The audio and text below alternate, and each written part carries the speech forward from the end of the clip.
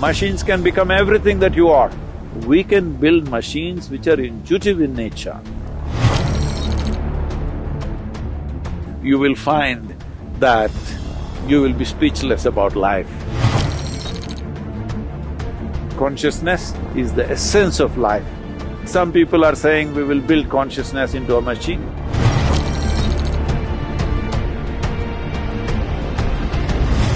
Namaskaram, Sadhguru. Experts say that human intuitions are essentially biochemical responses of our body. If that is so, an artificial intelligence can be powered to recreate human emotions. Are human intuitions truly biochemical algorithms, or are they something more profound? Whoa. Well, does human intelligence have something to do with biochemical activity that's happening in our system? Absolutely. Well, when you know today that you being mentally balanced or imbalanced, you being stable or unstable, you being clear or unclear in your mind, has a chemical basis to it, or even you being happy or unhappy, loving or not loving, joyful or miserable, all has chemical basis. One way to understand this is, it is all a question of intelligence. Right now, as you sit here or wherever you sit, whether you make this experience of sitting here beautiful or ugly is a matter of intelligence, and it is also a matter of chemistry. They are not different. It is completely wrong to understand intelligence as thought. Thought is just one small expression of intelligence. This is a folly that modern societies have made because the modern education system has made people believe that thought is the only form of intelligence. If thought is the only form of intelligence, you will naturally understand that accumulation of data, analyzing data and projecting this data according to your analysis is intelligence. Well, this is a process that any machine can do. This you're beginning to understand now, that even the most complex thought that you think is phenomenal, today your computer can do it without effort.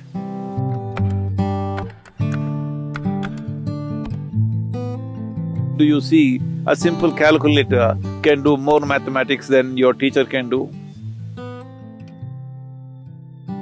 Your computer can do much more mathematics than any mathematician can do.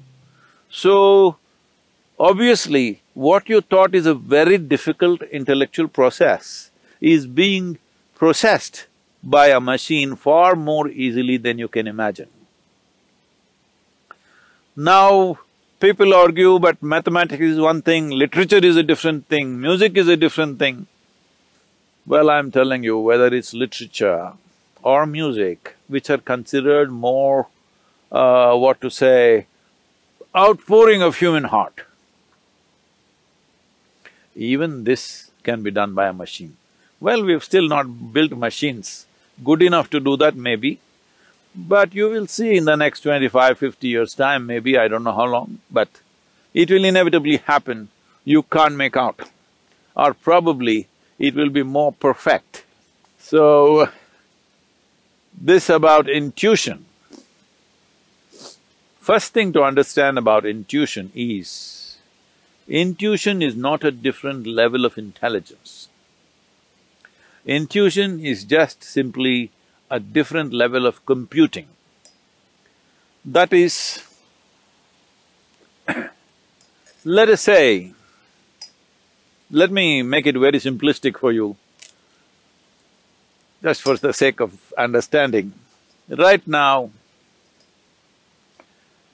Let's say you had a child or you had an infant who has grown up just inside a room, never seen outside. Suddenly you bring him out and show him this tree. You know what he's doing? He's gathering data, color, form, the way it moves, the way it is. He's just taking up data through his sense organs. Let him watch this tree for a few minutes.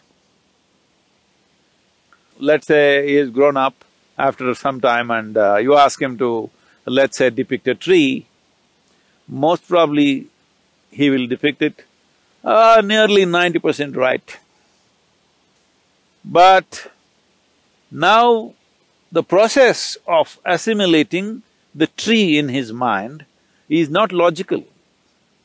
He is not saying the leaf is 5 centimeters by 7 centimeters, the color is this kind of green which is a combination of that, that and that.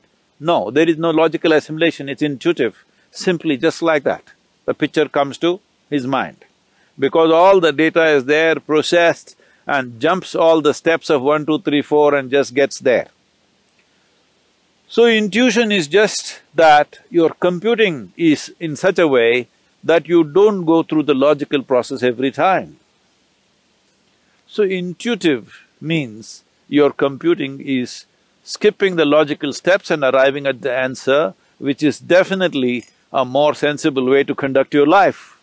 Is this just a biochemical algorithm? Well, I would say 100% yes. So, when we say biochemical algorithm, it is in a constant flux, you can set it the way you want. By genetics, by culture, by external influences, it's set one way. But if you are conscious, you can set it in another way. So is it just biochemical algorithms? When you say it is just, you are thinking that, am I just a mechanical process? Well, there is a mechanism. The question is whether this mechanism is conducted consciously or not. Right now, there is an intellect, there is an intuitive dimension, and there are deeper levels of intelligence, which is the basis of the making of the creation itself, the very source of creation. That intelligence is also embedded within you. The question is only at what level of access are you? Say, everybody has an arm like this, all right? Now, can everybody use their arm the same way? No. Different people use it different ways. Somebody is a ball player, he uses it one way. Somebody is a writer, he uses it another way. Somebody is an artist, he uses it another way. Somebody is a yogi, he uses it another way because you have figured out certain aspects of life, somebody else has figured out another aspect of life. Depending upon how you apply yourself, accordingly, your biochemical algorithm is constantly changing. It is not a set process. Well, there are certain settings, because otherwise you won't have a starting place.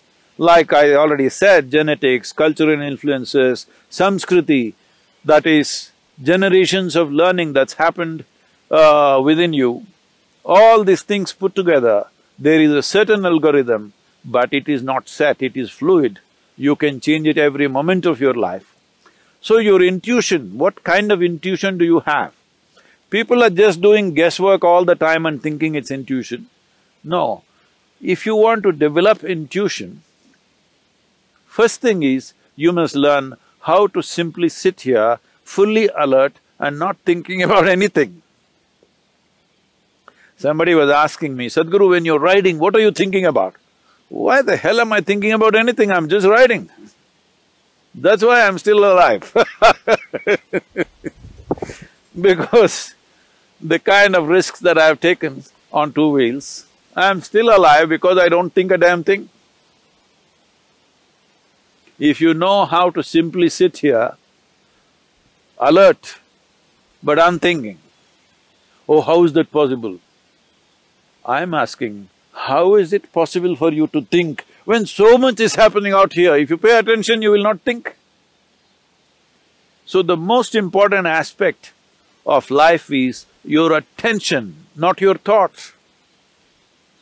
This is what a child who saw the tree for the first time did. Attention.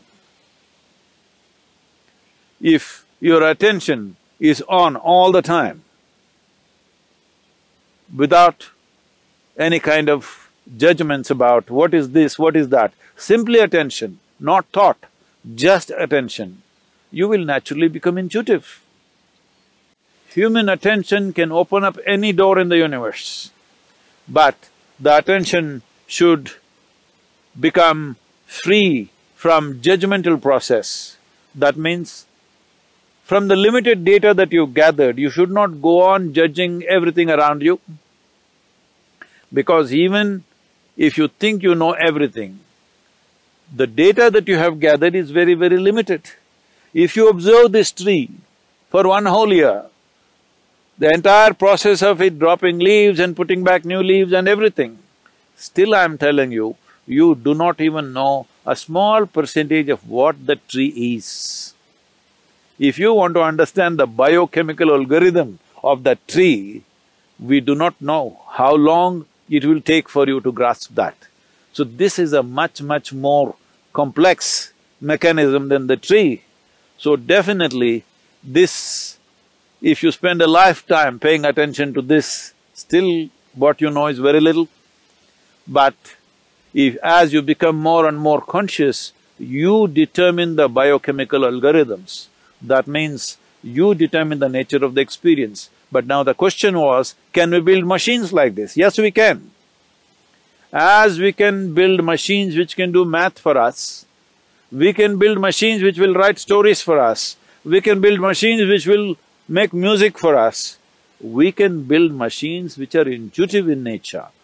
So, this is a very valid question. This is a question that needs to be looked at more profoundly than just talking about intuition or emotion. It needs to be looked at as a life process, because life process is such, there is no separation between intelligence, intuition, thought, beat of the heart, function of the liver, function of the kidney, or what the spleen is doing, what the brain is doing. There is no differentiation. It is one seamless function. To grasp it that way is most important. Only then you will know life, only then you will experience life to its fullest. Only then you will find that you will be speechless about life because there is no word. What is there? Is there a word? Is there a vocabulary to describe a phenomena like this? There is no word to describe what is life, what is it about. There is no conclusion. When there is no word, there is no conclusion. When there is no conclusion, there is no death. This is the way of liberation. I know you asked a simple question about whether machines can become like this or not. Machines can become everything that you are, can do everything that you can do, probably better than you. As you know, they are doing things better than you. Only thing is, they cannot become consciousness. Well, some people are saying we will build consciousness into a machine. That's not going to happen, because that's life. What you call as consciousness is the essence of life, that which cannot be described, for that which we don't have a word to say what it is, that which is that indescribable force which makes everything happen. That will not happen in a machine, 100%.